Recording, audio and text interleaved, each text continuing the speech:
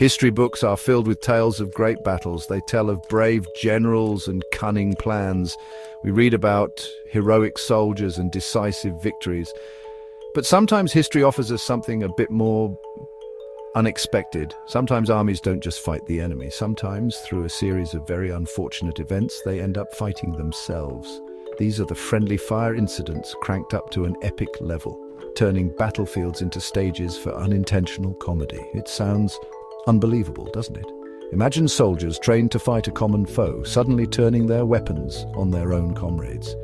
These bizarre episodes are rare, thankfully. But when they do happen, they become legendary. They serve as cautionary tales for military planners. They remind us that even the best armies can fall victim to confusion. Language barriers, darkness, and a good dose of panic can create the perfect storm for a self-inflicted disaster. These aren't the stories of valor you usually hear. Instead, they are accounts of monumental mix-ups, proving that truth can indeed be stranger, and sometimes funnier than fiction. The fog of war is a real thing, and occasionally it gets so thick that soldiers can't even recognize their own side. One such incident stands out in the annals of military mishaps. It's a story so absurd it almost feels made up, but it's not. We're talking about the Battle of Karánsebes. This wasn't a battle where one side outsmarted the other. Oh no, this was a battle where one side managed to defeat itself before the enemy even showed up. It is a tale of alcohol, arguments, and an astounding amount of chaos. It's a perfect example of how things can go spectacularly wrong, even when you have a massive army at your command. So prepare yourself for a journey back to the late 18th century. We will explore one of the most comical and chaotic events in military history. It is a story that will make you chuckle, shake your head in disbelief, and perhaps feel a little bit sorry for the poor soldiers caught in the middle of it all. The Battle of Karánsebes is less a tale of military strategy and more a lesson in what not to do. It is a reminder that sometimes the greatest enemy an army faces isn't the one across the battlefield, but the confusion within its own ranks, a true historical whoopsie-daisy. The year was 1788. Europe was a complicated place, as it often is. The mighty Austrian Empire, led by Holy Roman Emperor Joseph II, was embroiled in a conflict. Their opponents were the equally formidable Ottoman Empire. This was part of a larger series of wars between these two powers, fighting for control and influence in southeastern Europe. The Austrians had a grand plan. They aimed to push the Ottomans back and expand their own territories. It was a time of big ambitions and even bigger armies marching across the land with muskets and cannons. The Austrian army was a very large and diverse force. It numbered around 100,000 soldiers. Think about that. That's like the entire population of a small city, all wearing uniforms and carrying weapons. However, this impressive size came with its own set of challenges. The soldiers came from all corners of the Habsburg Empire. This meant they spoke many different languages: German, Hungarian, Czech, Serbian, Croatian, and Italian, just to name a few. Imagine trying to give orders when half your troops don't understand what you're saying. It was a linguistic melting pot which could easily boil over into confusion. Emperor Joseph II himself was with the army. He was eager to lead his forces to a glorious victory. The army was advancing near the town of Karánsebes, which is in modern-day Romania. Their goal was to set up a fortified camp and prepare for the Ottoman approach. The terrain was hilly and wooded, making it difficult to see far ahead. The nights were dark, and the mood was probably a mix of excitement and nervousness. Soldiers were on edge, anticipating the arrival of the Turkish forces at any moment. This tension would prove to be a critical ingredient in the recipe for disaster. So we have a massive, multilingual army. They are in unfamiliar territory. It's nighttime, and they are expecting a fierce enemy. This is the backdrop for our incredible story. The stage was perfectly set, not for a heroic battle against the Ottomans, but for an internal meltdown of epic proportions. The soldiers were probably more worried about the Turks hiding in the shadows than about their own comrades making a silly mistake. Little did they know what the night had in store for them, a night that would go down in history for all the wrong reasons. As night began to fall on September 21st, 1788, a vanguard unit of Austrian hussars was sent ahead. Hussars were light cavalry, known for their dashing uniforms and scouting abilities. Their job was to cross the Timis River near Karánsebes. They were tasked with checking for any signs of the Ottoman army. It was a routine reconnaissance mission, something these soldiers had likely done many times before. They were the eyes and ears of the main army, meant to provide early warnings of enemy movements. What could possibly go wrong with such a standard operation? After successfully crossing the river, these hussars didn't find any Turks. Phew, right? Instead, they encountered something far more tempting. A group of Romani people, also known as gypsies. These locals were traveling and happened to have a rather appealing supply of schnapps for sale. Schnapps is a strong alcoholic drink popular in that part of Europe for tired and thirsty soldiers who perhaps thought they deserved a little reward after their scouting. This was an irresistible find, so they decided to buy up the schnapps, a lot of it apparently. The hussars, feeling quite pleased with their discovery, began to enjoy their newfound liquid refreshment, perhaps a little too much. Instead of maintaining strict military discipline, they started a little party right there, on the other side of the river. They were probably laughing and joking, the tension of the campaign momentarily forgotten. They had found no enemy, but they had found strong drink. In their minds, it was probably a good trade-off for the evening.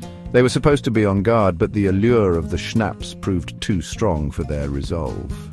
This decision to indulge in alcohol while on duty was the first small stone that started an avalanche of chaos. It seemed harmless enough at the time, just a few soldiers having a drink miles away from the main camp, or so they thought. But this seemingly minor act of indiscipline would have major consequences.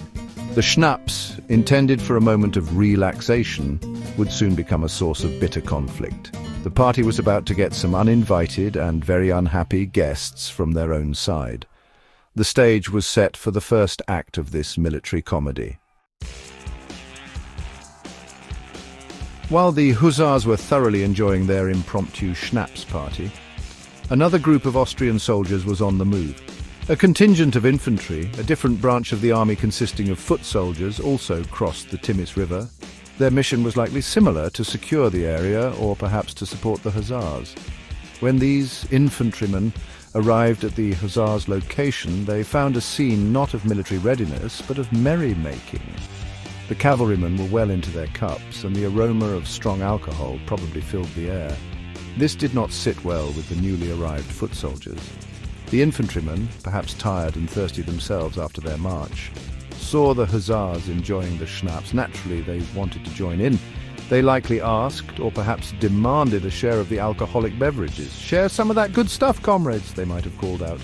However, the hussars, now feeling rather possessive of their liquid treasure and possibly well past the point of generous sharing, refused. They had bought the schnapps, they argued, and it was theirs to drink. This refusal sparked an immediate and heated argument between the two groups of soldiers. Imagine the scene. One group of soldiers, a bit tipsy and defensive, clutching their bottles. Another group, sober and feeling unfairly excluded, getting increasingly annoyed. Voices were raised, insults were probably exchanged. The shared language of military camaraderie quickly broke down, replaced by angry shouts in various languages. What should have been a moment of comradeship, or at least professional interaction, devolved into a squabble over booze. The discipline that holds an army together was rapidly dissolving under the influence of alcohol and resentment. It was a recipe for trouble. This argument over schnapps was the crucial turning point. It escalated from a simple disagreement into a full-blown confrontation. The hussars, perhaps emboldened by the alcohol, stood their ground. The infantry, feeling disrespected and deprived, became more aggressive. Neither side was willing to back down. The situation was becoming increasingly tense, a powder keg with a very short fuse. The darkness of the night and the lingering tension of war probably didn't help matters either, making everyone more jumpy and suspicious. The party was definitely over, and something much worse was about to begin. Section 5. Shots fired in confusion. The argument turns ugly. The heated argument between the schnapps-guarding hussars and the thirsty infantrymen reached a breaking point. Frustration boiled over. In the midst of the shouting and shoving, a single shot was fired. To this day, no one is entirely sure who fired it or why. Was it an accident, a deliberate warning shot, or a drunken mistake? Whatever the reason, that single gunshot was like a match thrown into a barrel of gunpowder. In the darkness and confusion, with soldiers already on edge, that one shot had an immediate and dramatic effect on everyone present. The sound of the gunshot instantly transformed the chaotic argument into a chaotic skirmish. Soldiers, likely disoriented and fueled by alcohol or anger, started shooting at each other. Hussars fired at infantrymen, and infantrymen fired back. They were all part of the same Austrian army, meant to be fighting the Ottomans. Yet here they were, engaged in a frantic firefight with their own comrades over a few barrels of schnapps. It was a ridiculous reason for a battle, but in the heat of the moment, reason had clearly left the building, probably hitching a ride out of town with common sense. Think about the sheer pandemonium, men shouting in different languages, muskets flashing in the dark, soldiers falling. It must have been terrifying for those involved, even if the initial cause was almost laughable in hindsight. The hussars, being cavalry, might have tried to mount their horses, adding to the confusion. The infantry would have been trying to find cover and return fire. The darkness would have made it impossible to tell friend from foe accurately, especially once the shooting started and panic took hold. Each flash of a musket would have seemed like an enemy attack. This initial exchange of fire was bad enough, but it was only the beginning of the night's descent into utter farce. The sounds of this internal battle, the gunshots, the shouts, the screams, began to carry through the night air. They travelled towards the main Austrian camp, which was not too far away. The soldiers back at the camp had no idea what was truly happening. They only heard the unmistakable sounds of a battle raging nearby, and in their minds there was only one enemy it could possibly be: the Ottomans. Section 6. Turks! Turks! The panic button is definitely pushed. As the sounds of the skirmish between the hussars and infantry reached the main Austrian encampment, a wave of panic began to spread. Some of the soldiers involved in the initial fight, particularly those who were getting the worst of it, or who perhaps sobered up enough to realize the absurdity of the situation, started to retreat. As they fled back towards their own camp, some of them began shouting, "Turci! Turci! This is Romanian for Turks! Turks!" Why they shouted this is a matter of some debate. Perhaps they genuinely believed the Ottomans had somehow joined the fray, or maybe it was a cry to explain the shooting. Whatever the reason, the cry of "Turci, Turci" acted like a spark in a tinderbox. The soldiers in the main camp, already tense and expecting an Ottoman attack, heard these shouts. They saw their comrades running back in disarray. They heard the ongoing gunfire. Their worst fears seemed to be confirmed. The Ottomans were attacking. Panic is incredibly contagious in a military camp, especially at night when visibility is poor, and rumors can spread like wildfire. The cry was picked up and echoed throughout the camp, amplifying the fear. Officers in the main camp tried to restore order, but it was an almost impossible task. Imagine thousands of soldiers from different ethnic groups, speaking different languages, suddenly believing they were under a surprise night attack. Some units started firing into the darkness, hoping to hit the supposed Turkish attackers. Others began to flee in all directions. The carefully organized camp dissolved into a scene of utter chaos. Different regiments, unable to communicate effectively, started to mistake each other for the enemy in the darkness and confusion. The situation was rapidly spiraling out of control. The problem was compounded by the army's multinational nature. A German-speaking officer shouting orders might not be understood by Hungarian or Slavic troops, and vice versa. Instead of calming the situation, attempts to communicate might have added to the confusion, with shouts in one language being misinterpreted as enemy war cries by speakers of another. The darkness was the real enemy here, cloaking everything in uncertainty and allowing fear to dictate actions. The Austrian army was now fully engaged in a battle against itself, a phantom enemy created by a drunken brawl and a panicked cry. Section 7. An emperor's unfortunate night out. Joseph II joins the chaos. In the midst of this rapidly escalating chaos, Holy Roman Emperor Joseph II himself was present in the camp. An emperor's presence is usually meant to inspire confidence and maintain order. However, on this particular night, even the emperor could not stem the tide of panic. When the alarm was raised and the camp descended into madness, Joseph II and his staff tried desperately to figure out what was going on and to restore some semblance of control. They rode through the camp, shouting orders, trying to get the soldiers to stop firing at shadows and at each other. Unfortunately, the emperor's attempts to intervene may have inadvertently made things worse. In the darkness and confusion, with soldiers firing wildly, the emperor and his entourage were just as likely to be mistaken for the enemy as anyone else. Imagine trying to shout calming orders when everyone around you is convinced that bloodthirsty Turks are overrunning the camp. It's said that at one point, a nervous Austrian unit, unable to identify who was approaching them in the dark, actually fired upon the emperor's group. This just added another layer of disbelief to an already unbelievable situation. The emperor reportedly had a very close call. According to some accounts, he was nearly shot or captured by his own men. He was forced to make a hasty retreat to avoid becoming a casualty of his own army's blunder. His horse supposedly stumbled, throwing him into a creek or a ditch. So not only was his army fighting itself, but the supreme commander was now muddy, wet, and quite possibly furious, having been shot at by his own troops and then unceremoniously dumped by his horse. It was hardly a dignified moment for the ruler of a vast empire. This incident with the emperor highlights the sheer scale of the confusion. If even the emperor couldn't stop the madness, what hope was there for anyone else? His presence, rather than quelling the panic, simply got him caught up in it. The chain of command had completely broken down. Orders were not being heard, or if they were not being understood or believed. The Austrian army, a powerful military machine, had effectively short-circuited. It was a testament to how quickly fear and misinformation can dismantle even the most organized human endeavors. Section 8. The Ottomans arrive. Did we miss the party? The Austrian army spent a good portion of the night of September 21st and the early hours of September 22nd, 1788, in a state of utter disarray. They were shooting at shadows at each other and generally causing a tremendous ruckus. Men were injured, some were killed, and equipment was damaged or abandoned as units broke and fled in panic. The entire encampment was a scene of self-inflicted carnage. All of this happened without a single Ottoman soldier being anywhere near the immediate vicinity of Karánsebes at the time the chaos began. The Austrians had managed to thoroughly defeat themselves. It wasn't until 2 days later that the actual Ottoman army, under Grand Vizier Korkut Yusuf Pasha, arrived at Karánsebes. They were expecting to find a well-entrenched Austrian force ready for battle. Instead, they found a scene that must have utterly bewildered them.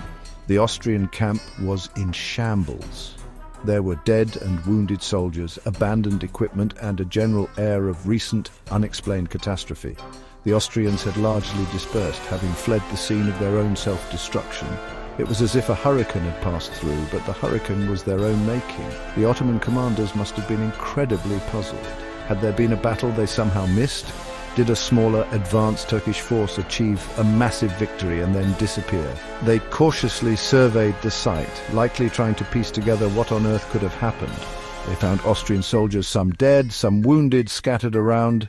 It's said that they were able to capture Karánsebes without any significant resistance because the Austrian army had effectively already done the job of defeating itself for them. The Ottomans simply walked in and took the town. This must rank as one of the easiest victories the Ottoman Empire ever achieved. They didn't have to fire a shot to take the town. Their enemy had imploded spectacularly. The Turks probably couldn't believe their luck, while the exact number of Austrian casualties from this self-inflicted disaster is debated by historians, with figures ranging from a few hundred to as many as 10,000, though the higher numbers are likely exaggerations that grew over time. It was undeniably a significant and embarrassing loss for the Austrians. The Ottoman army simply reaped the benefits of a truly bizarre night. Section 9. Counting the cost of clowning around the legacy of Karánsebes. The aftermath of the Battle of Karánsebes was, to put it mildly, deeply embarrassing for the Austrian Empire and Emperor Joseph II. The primary goal of setting up a strong defensive position had failed spectacularly. Instead of preparing for the Ottomans, the army had inflicted casualties upon itself and then scattered in disarray.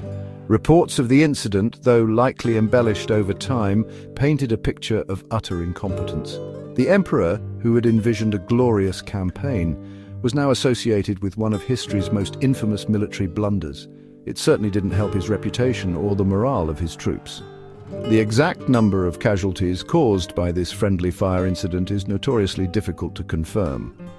Contemporary accounts vary wildly, and some historical sources are more reliable than others. Some early reports claimed up to 10,000 Austrian casualties, but modern historians generally believe this figure is greatly exaggerated. More conservative estimates suggest casualties in the range of several hundred to perhaps 1,200 killed and wounded. Even at the lower end, these were losses sustained without any enemy action, a truly wasteful and tragic outcome of poor discipline and panic. The Battle of Karánsebes, or rather, the incident at Karánsebes, quickly became a legend.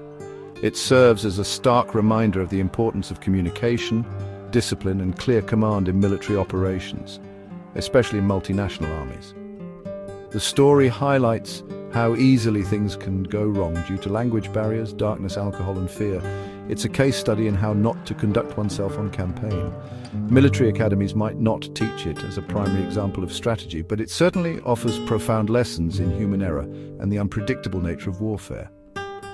Today, the Battle of Karánsebes is remembered more for its absurdity than for any strategic significance. It's a historical anecdote that often elicits chuckles, though it was no laughing matter for the soldiers involved. It stands as a peculiar footnote in the long history of warfare, a testament to the fact that sometimes the most dangerous enemy can be found within one's own ranks, especially if there's schnapps involved and nobody understands what anyone else is shouting. It remains one of the most bizarre and comical own goals in the entire history of military conflict, a true whoopsie-daisy of epic proportions.